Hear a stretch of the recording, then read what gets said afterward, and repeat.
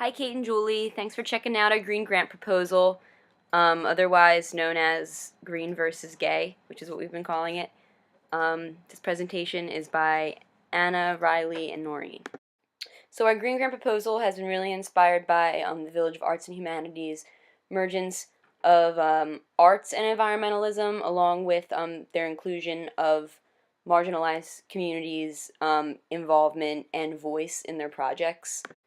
This program started really small. It's just like little community gardens in North Philadelphia, and expanded to be this huge arts program. They have a paper co-op, and they have reentry programs for ex-convicts. And ultimately, what its goal has been is community involvement and leadership opportunities for people who are cast into the margins of society and who aren't really given these opportunities.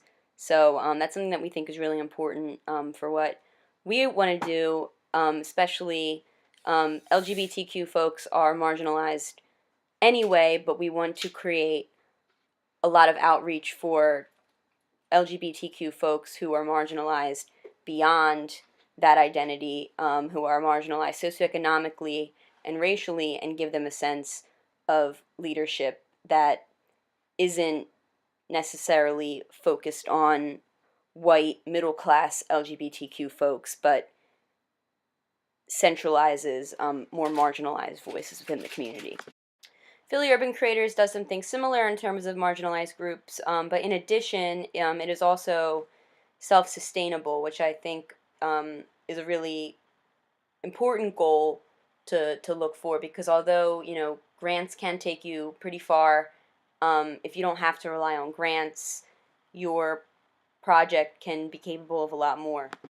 These organizations also took pieces of land that, in the case of the Village Arts, were overgrown, unused. In the case of Philly Urban Creators, was actually a garbage dump, and created these purposeful urban farms and community centers out of them.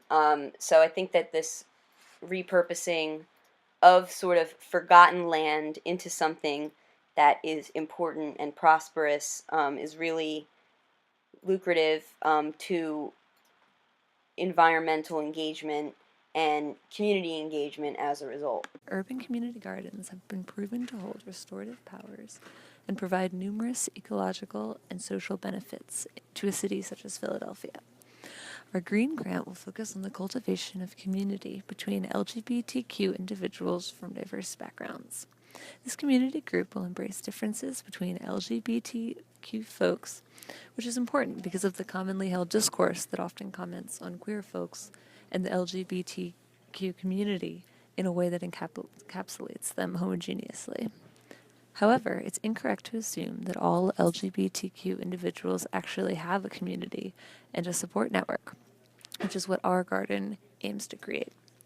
Our hope is to start as a garden and eventually evolve into a non-profit organization focused on promoting a contemporary and inclusive ecofeminist ideology.